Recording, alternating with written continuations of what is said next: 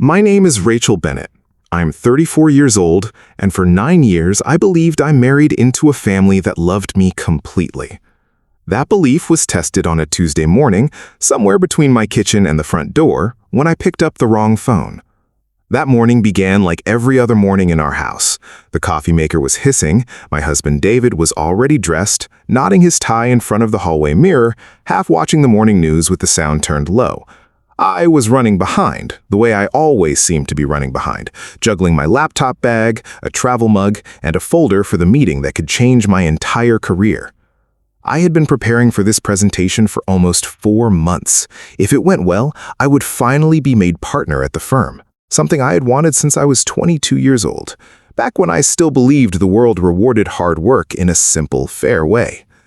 David and I had identical phones, same case, same color, because he had insisted we get a family discount by switching carriers together. I grabbed the one sitting on the counter, kissed him on the cheek, told him I loved him, and rushed out the door into the gray morning light without thinking twice. I didn't realize my mistake until I was standing on the train platform and the phone in my coat pocket buzzed. I pulled it out to silence it, and that's when I saw David's lock screen, a photo of the two of us from our honeymoon in Maine, both of us laughing, both of us so much younger looking than I remembered feeling. I had taken his phone. I almost laughed out loud right there on the platform. 9 years of marriage, and we still occasionally mixed up our coffee mugs, our shoes, and apparently our phones. I figured I would just turn it off and deal with it later. But before I could, a voicemail notification appeared on the screen, and the preview line was visible without even unlocking the phone, just enough words to read before it cut off. The preview said, "Before Rachel finds out about the trust, we need David to..." That was it. That was all I could see. The train arrived, the doors opened, people pushed past me onto the platform, and I didn't move. I stood there completely frozen, staring at those 11 words, feeling something cold spread slowly through my chest. The trust. My grandmother's trust. The one she had set up for me 3 years before she passed away. The one that held the only real money I had ever had in my life, growing quietly in an account with my name on it, money David and I had never even discussed using because I had never told him the exact number. So why would his mother be leaving him a voicemail about it?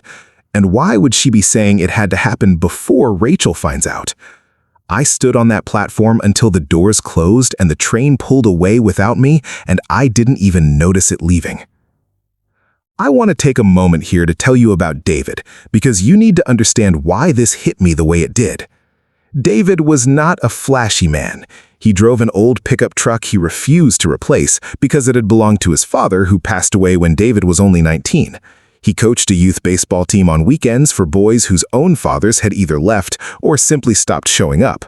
And every single Sunday, without fail, for as long as I had known him, he visited his grandfather, a Korean War veteran named Walter, bringing him newspaper and sitting with him for hours listening to stories he had heard 100 times before, because Walter had no one else left who would sit and listen. I had built my entire understanding of who David was around those small, quiet acts of loyalty. A man who showed up for an old man every Sunday.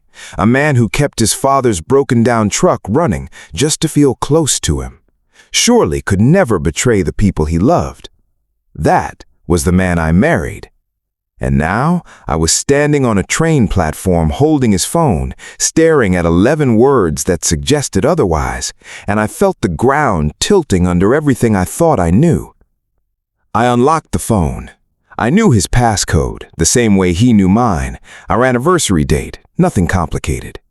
I opened the voicemail and I listened to it, standing right there on that platform, strangers walking past in both directions, none of them having any idea that the woman standing perfectly still against the pillar was about to have her entire understanding of her marriage gently, quietly rewritten. Linda's voice was warm, the same voice that had hugged me at our wedding and told me she had always wanted a daughter.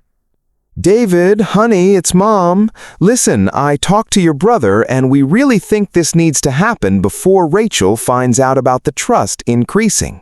"Your grandfather's lawyer called me, sweetheart, and apparently when Walter updated his will last year, he added something for Rachel specifically, on top of what's already in her grandmother's trust.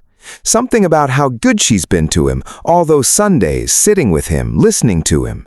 David, that's nearly $200,000 about to become hers alone, completely separate. And your brother thinks if we don't talk to you about restructuring things now, before she finds out, it's just going to make everything more complicated for the family later. Call me back, honey. Love you."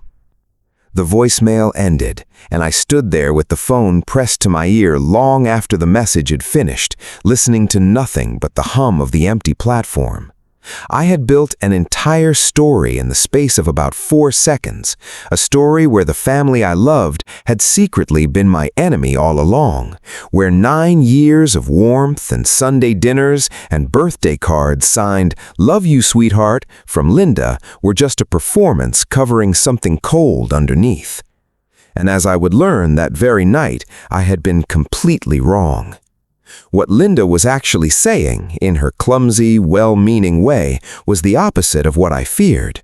Walter, David's grandfather, the quiet old veteran I had sat with every Sunday for years, had decided, entirely on his own, to leave me money, not David, me, because of those Sundays. Because, in his own words, as Linda repeated them, I had been good to him, and the family, hearing this, had panicked, not because they wanted to take it from me, but because they were worried about how it would look, 2 inheritances landing on me from 2 separate sides of the family, while David, their son, had comparatively little of his own. I didn't know any of that yet, standing on the platform. I'd called in sick to work that day, the first time in 6 years I had missed a meeting, and took the train home instead. I sat in our small living room, in the chair by the window where David liked to read on Sunday afternoons, and I waited. He walked in around 6, tired, surprised to see me there, more surprised when I told him about the phone. I watched his face as I explained, slowly, that I had heard his mother's voicemail. Something complicated moved across his features, somewhere between embarrassment and worry, and after a long silence, he said quietly, "I didn't want you to find out about Grandpa's will from a voicemail. I wanted to tell you myself, the right way." I asked him why he hadn't told me yet. He looked down at his hands, the same hands that had fixed his father's old truck 100 times, and he said, "Because I didn't know how to talk about money with you without it feeling like I was making it about me. My grandfather wanted to leave you something because of who you are to him, Rachel, not because of me. And the second my mom and my brother heard about it, they started talking about restructuring and joint accounts, and I felt small. I felt like the guy who married into money on both sides while bringing nothing of his own. There it was. The truth, sitting quietly between us, nothing dramatic, nothing scandalous, just a good man's quiet insecurity, the kind he had probably carried since he was 19 years old and suddenly had to become the man of the house. I thought about Walter then, about all those Sunday afternoons, the chipped coffee mugs, the stories about Korea I had genuinely come to love, even the parts I had heard a dozen times. I thought about how he must have sat there, week after week, watching me listen and laugh and ask questions about his old unit and his old friends, and quietly deciding, in his own way, that I deserved something for it. Not because anyone asked, because he had noticed. I started crying, and David moved to sit beside me, and for a while neither of us said anything. Eventually, I told him what I felt on that platform, the cold spreading through my chest, the instant readiness to believe his family had turned against me. He took my hand and said something I have never forgotten. "Rachel, you didn't fail anyone by being afraid for a few minutes. You'd be amazed how many marriages fall apart, not because someone did something wrong, but because someone heard a few words out of context and decided not to ask for the rest." 3 weeks later, everything between David and his family had settled gently, the way things do when people finally talk honestly instead of around each other. and on the following Sunday, I went with David to see Walter, same as always, except this time he knew that I knew. What I want to tell you now is about that Sunday, because it became the last ordinary Sunday we ever had with him, though none of us knew it yet. Walter was sitting in his usual chair on the porch, a blanket over his knees, even though it wasn't cold, his hands resting loosely in his lap, the way They did now, trembling slightly. The same trembling that had slowly crept into his handwriting over the past year, into his voice, into the careful, deliberate way he had started doing everything, as if his body had begun rationing its movements. He looked up when we came through the gate, and his face did the thing it always did when he saw me, a kind of brightening, small and quiet, like a porch light switching on. David sat down on the step the way he always did, giving Walter and me the 2 chairs, and for a while we just talked about nothing.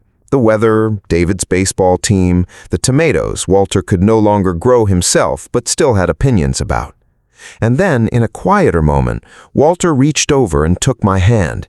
His grip was lighter than I remembered it being even a few months earlier, and he held it for a long moment before he spoke. "I didn't do it so you'd thank me," he said. "I did it because when I was your age, nobody showed up for the old folks. You did. That's rare. I wanted you to know somebody noticed." I told him I didn't know what to say, and he smiled, the same smile from 100 Sundays, and said, "You don't have to say anything. Just keep showing up. For somebody, anybody. That's the whole thing. That's the whole secret."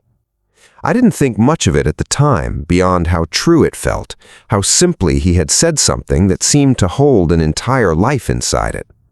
We stayed another hour. David made him a cup of tea the way he liked it, too strong with too much sugar, the way his own father used to make it, Walter told us. And Walter drank it slowly, and at one point he fell asleep mid-sentence, the way he sometimes did now, and David gently took the cup from his hand so it wouldn't spill, and we sat there in the quiet, watching him breathe, the afternoon light moving slowly across the yard the way it always did. When we left, Walter woke just enough to squeeze my hand once more and say, "Same time next week, kid." And I said, "Same time next week." And we drove home, and neither David nor I had any reason to think those words wouldn't be true. He passed away 6 days later, in his sleep, on a Thursday night, peacefully, the hospice nurse told us, without pain, without struggle, simply not waking up. David got the call early Friday morning, and I remember the sound he made. Not a sob exactly, but something lower than that, something that came from somewhere I had never heard before. And I held him on our kitchen floor for a long time before either of us could move. We drove to the house that morning, the same house, the same porch, except the chairs were empty now, and someone had folded the blanket and set it on the seat where he always sat. And I remember standing there looking at that folded blanket and thinking about how he had told me just 6 days earlier that the whole secret was simply to keep showing up for somebody, for anybody, and how he had spent his entire life quietly doing exactly that, for his wife until she passed, for his son until he passed too. Young, for his grandson every single week, without exception. And in the end, in his own quiet way, for me. At the funeral, the lawyer who had handled Walter's estate pulled me aside afterward and told me something I will carry with me for the rest of my life. He said Walter had revised his will 3 times over the years, but the line about me, about the girl who shows up, had been there, unchanged, since the very first revision, written less than a year after David and I had started dating, long before any of us, including Walter himself, could have known how serious things would become. He had seen something in those early visits, something none of us had even noticed yet. He had seen loyalty before it had a name. I think about that morning on the platform often. The cold air, the wrong phone, those 11 words on a screen that nearly convinced me my husband's family had been pretending to love me for 9 years. and I think about how close I came to letting fear write the whole story before I had heard the ending. A story that, had I let it stand, would have meant I never went back to that porch for one more Sunday, never held Walter's hand one more time, never heard him tell me, in his own plain words, what loyalty had meant to a man who had spent a war learning exactly how rare it was. If you've made it this far, I hope this story reminded you of something important. The people who show up quietly, again and again, without being asked, without expecting anything in return, are often the ones whose love runs the deepest. And sometimes they are watching us more closely than we ever realize, keeping score not of what we owe them, but of what we gave without being asked. And before you let a few words, or a tone of voice, or a single overheard sentence rewrite your whole story about someone you love, it might be worth staying just long enough to hear the rest. If this story touched you, please consider subscribing to the Kind Soul Stories, where we share heartfelt stories about love, family, and the quiet heroes who shape our lives without ever asking for thanks. Hit the bell so you don't miss the next one, and if you have a moment, tell us in the comments about someone in your life who simply showed up, again and again, without ever being asked. Thank you for listening, and we'll see you in the next story.